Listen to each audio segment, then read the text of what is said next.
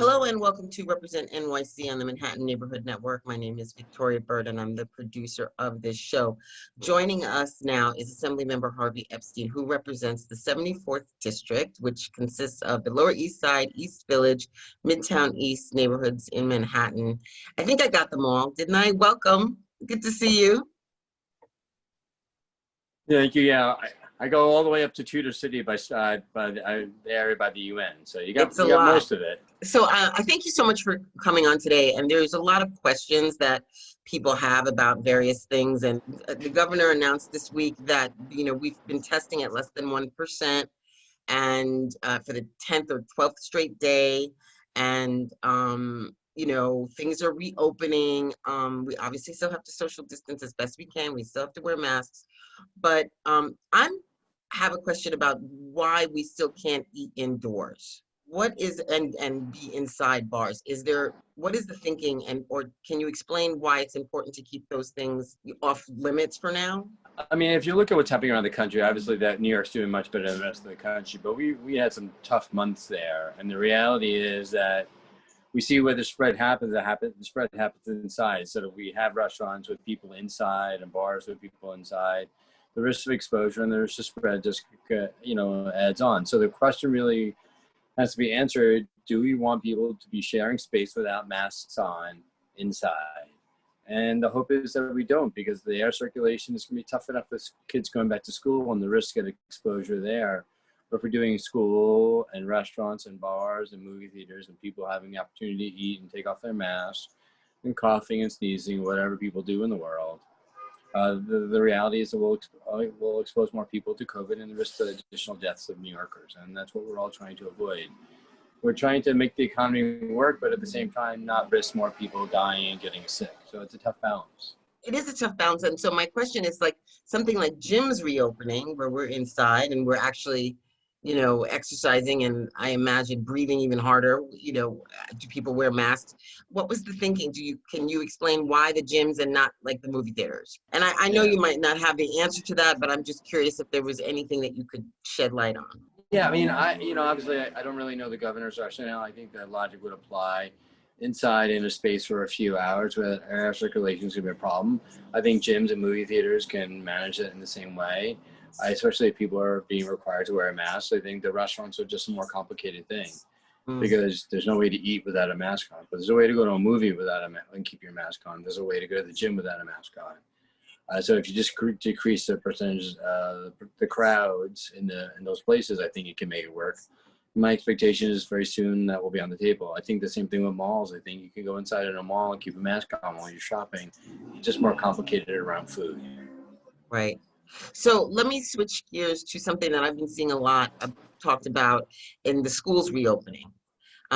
Teachers are threatening to strike this week if there are not more specific plans in place. And we are seeing around the country other colleges and universities are experiencing, where they opened and now they have to go back to online learning. Where are we right now with that? Yeah, I think we're in a really tough spot. We're the largest school district in the country, which is trying to reopen, and we're the ones with the largest risk with the, even though we have 1.2 million kids with 700,000 of them potentially going back to school, including my son, and we all have to be thoughtful about it. And so I think people are scared because we don't have enough details. And I think we don't have enough details because we haven't finalized a plan. And I think the chances of working nonstop to make it work, but I'm just worried that September 10th is a deadline too soon. And so even for my son's, his high school's plan has been approved. We'd only have him going back to school 1 day a week. So that's different than, reopening schools. So every school is going to have a different plan. And the sooner we get information about those plans, the more comforting parents will be. I mean, I've been pushing for outside education for for a long period of time. We need to get kids to have air circulation. Why not do more schooling outside? The problem really is that they need more staff. And so I think we need to continue to push for the opportunity to have much more time outside, because the more time outside, the more you have air, the less risk of exposure that we have for students all over this city. Yeah, I don't have children, but I imagine that as somebody who does have children, this must be really terrifying. it's very anxiety producing for everyone I've talked to, and a lot of people are choosing remote only. And then, you know, for someone who's lost friends and people I care about, I know a lot of people feel the same way, that the death toll's just been too high for New York. And if this will result in additional deaths, that's a problem.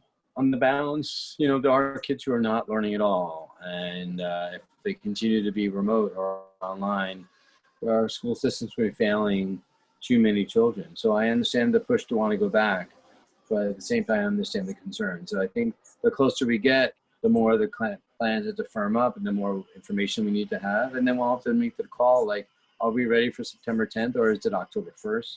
And do we feel like there's enough information to do this, or do we need to roll it out slowly? To have some 700,000 kids going to school on the first day seemed like a recipe for disaster, honestly. But if we rolled it out slowly, prioritizing elementary school and then maybe middle and then maybe high school, there's a lot of ways to do this that gets the kids with the most need into the schools. And that's really where our worry is. The kids who, you know, kids with IEPs, you know, with additional issues, students with disabilities. We need those kids to get back into school because we know in-person learning is better, but I'm not sure we need everybody back into school all at the same time. So I want to switch gears to something that I think is so many important issues going on right now. And this is around the Postal Service and the United States Postal Service. Specifically here in New York, there was this big flurry of stories over the weekend that I saw of mailboxes disappearing, and this coincides with, you know, defunding and all these different stories. And I just want to talk to you a little bit about, you know, explain to us why this is such a hot button topic and what you think should be happening. As we all know, that states, I think now 75% of all people in the United States are going to have the ability to vote by mail this November. And because we're talking about, you know, the last election, 125 million people voted. If 75% of those people can vote by mail, it's a lot of burden on the post office.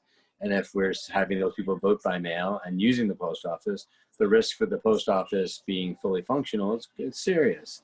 So everyone's worried that the post office has enough resources to get this done right, and we're looking for options that are available. We heard from the Postmaster General that at this point, he's not going to be reducing services, which is really important to know that they're not doing anything before November. There's, you know, as a progressive, I want to make sure that everyone gets a chance to vote and we get the most people out there to the polls, because I think with the most people who vote, they will vote the way that I believe. So if there was risk to the post office, we must make sure that that risk doesn't happen. And that's exactly what I and everyone else is focusing on, getting as many people to be able to vote and to vote in the way they feel most comfortable. And that for a lot of people, that is not in person. And that's why the post office is so necessary, to make sure that it does the function that it needs to do to get our ballots to the place they need to go. And there's also early voting, which was underused in the primaries in June, but, you know, it's something else that we have available to us. Yeah, and you know, obviously early voting, we passed that bill pre-COVID just because we didn't want to force everyone to vote on the same day. You know, early voting is a really good option. So it allows us 9 days before the election to be able to vote. Just some people couldn't always get out on election day or didn't know they wouldn't be out of town on election day. But because we expanded absentee ballots for June and now for November, there's probably a less compelling need to have early voting, but I think it's a combination of all of it. It's really early voting, same day voting, and absentee ballots, and I think we'll see the vast majority of people voting by absentee again. You were calling, I saw it on Twitter, because I follow you, that you were calling for a corporate landlord tax to be passed. Can you give me some details about that? I have a bill called, it's called around mezzanine debt. So you and I want to buy a house, right? And I have to go to a bank, you know, 300,000. I have to go to a bank to get a mortgage, to borrow money. When I do that, I have to pay what's called a mortgage recording tax. You, on the other hand, have rich friends who give you private equity money. Basically, you're borrowing it from private equity. I'm borrowing it from a bank. A private equity company will charge you whatever to pay them back, but you don't have to file a mortgage. Don't tell anybody about it, and you can actually pay in cash. Even though you borrowed the same amount of money that I did, you don't have to pay a mortgage recording tax. You don't have to let everyone know. So it allows people who use this kind of sources of equity, sources of money, to one, pay less in taxes, and two, go unnoticed.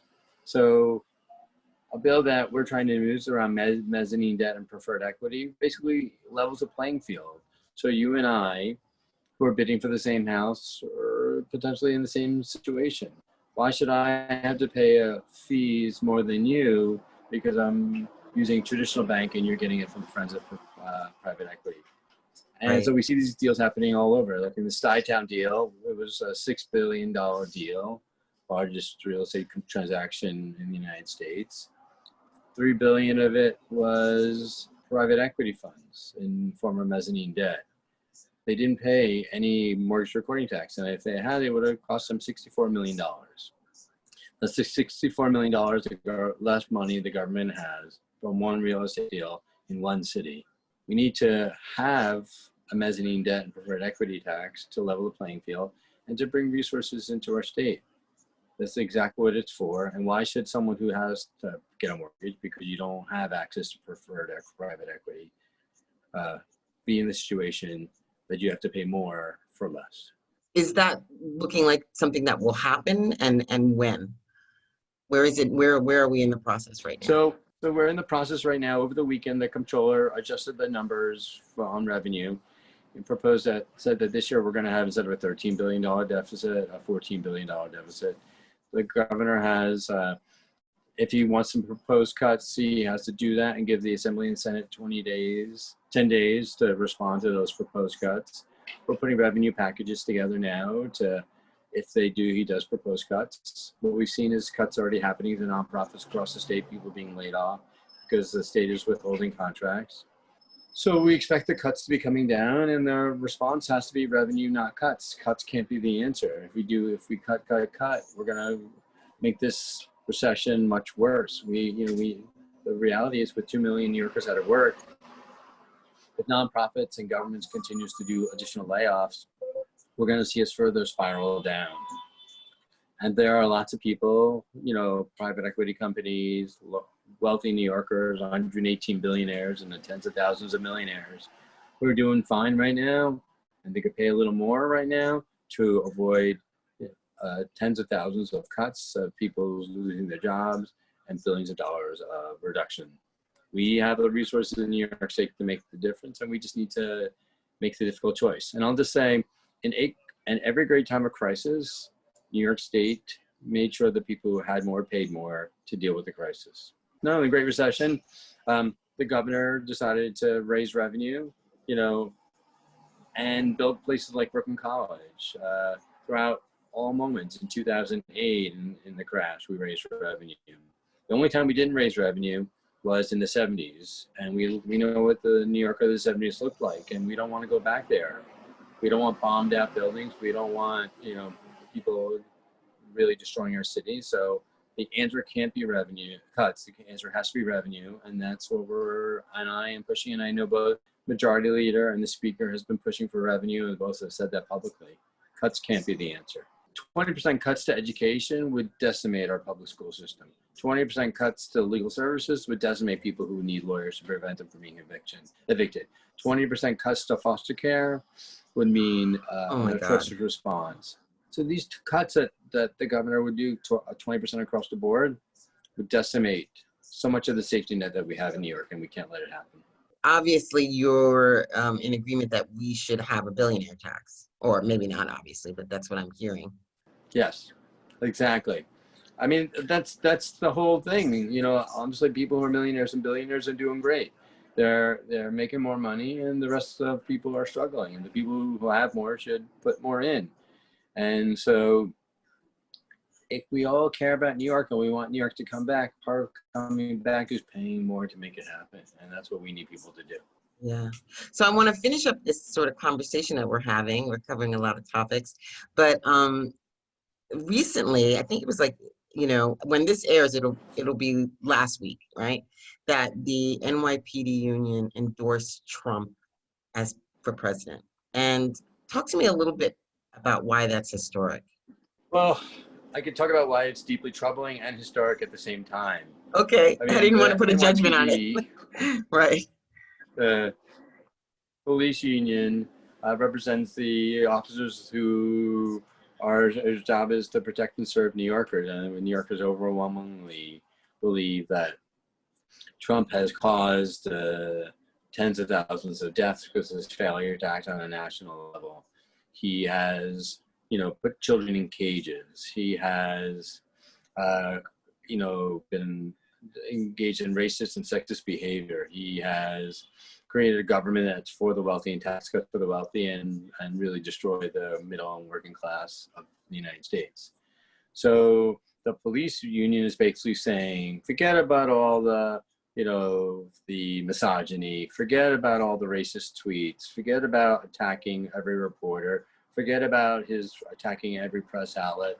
We're going to stand with this man and his values and his beliefs in opposition to everything that happens in New York. And that's kind of the message that they're communicating. And the message is, now we know why we have a problem with police community relations, because they're not even speaking the same language. They're not even talking to each other, and they're talking across each other. And we need a reboot. The message around defund the NYPD and defund the police was the message around why policing doesn't work in New York and across the United States. Why in countries like Germany, people go into training for 2.5 years to become police, and their shooting rates are, 1/1000th of ours. Why they require people to have higher education, why they have people who are required to be older. Everything that's wrong can be fixed because we see other countries doing it the right way. And so we need to start over again. We need to defund what we have and build it back up. The other thing I would say is we call the police for everything in the kitchen sink. But let's say I'm a lawyer, right? Well, I am a lawyer. So, but you call me up to like, Harvey, can you go do an intellectual property case for me? I'll be like, nah, I don't know intellectual property. I practiced for 25 years, but never did intellectual property. You shouldn't send me into court to do that for you.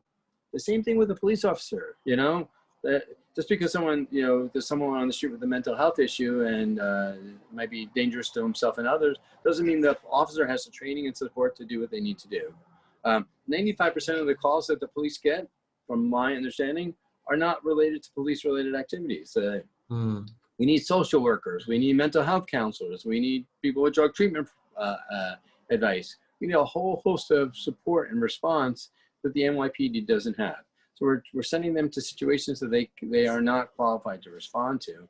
We need to rethink our response network. Why are they watching protests? What's the value of having NYPD there? Why are they giving out tickets? What's the purpose of having the NYPD do that?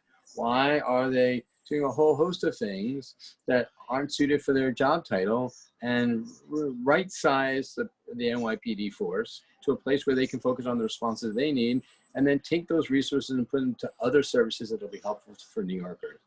Because if someone needs a social distancing ambassador for a mask, that's what they need. They don't need a police officer. If someone needs help with a mental health issue, they need that, not a police officer. If someone has a substance abuse problem, they need help with that, not a police officer. Police is not the answer to our problems, and we need creative, thoughtful solutions to move forward. So do you think, I believe this is the first time this has happened in New York, that the union has backed a Republican president. And do you think this is a direct response to the call to reorganize the force and change the funding, and sort of this uprising about changing how it's been working for a really long time? I 100% believe that the police union has made a calculated decision that their path forward can't be with Democrats, and it can't be with a vision of a new system, and they want to hold on to what they have. And so their way to do that is to stick with the president. I think they on the wrong side of history and on missing the long arc of social justice. And I hope my beliefs and values will be proven out, and we can move forward in a way that talks about the problem and talks about actual solutions to fix issues in our state, and a system that corrects the imbalance in our criminal justice system, and acknowledges the issues of race, class, and power, and changes the whole system. Because I do think with systemic problems, we need systemic solutions. This endorsement, really, in a democratic city means little, because it's not like all of a sudden this New York City is going to turn red, right? Right. So after November, what does this mean? Does this just mean that, you know, we're going to have a new race for a new mayor next year? I mean, does that mean that we know when we go into negotiations with them or conversations start to happen that it's going to be completely adversarial? Is that the messaging? That's right. They've drawn a line in the sand. And so now the question is what happens next? And for the next mayor, this is a fight that they need to have. Or Yeah. not, right? Or Depending on not, who gets right. elected. Right. This is a Right. fight that is. My hope is the person who gets elected, the next mayor, will take on this full force and deal with this, you know, $5 billion budget item that, you know, basically impacts all of us in New York. You've called for funding for the CCRB, for more funding. Explain to people what that is and why you are seeking more money for them, for the review board. Yeah, well, the CCRB reviews all complaints about police officers, and last year we repealed a thing called 50A, which shielded all police complaints from the public view. And so CCRB can only manage complaints when they have staff to manage it. They need to be able to do investigations and get information. Now, I personally have filed complaints because I've been abused and, in my opinion, harassed by police officers. And those complaints have been unsubstantiated because they didn't have the resources to investigate. They really need resources to deal with the ongoing problems.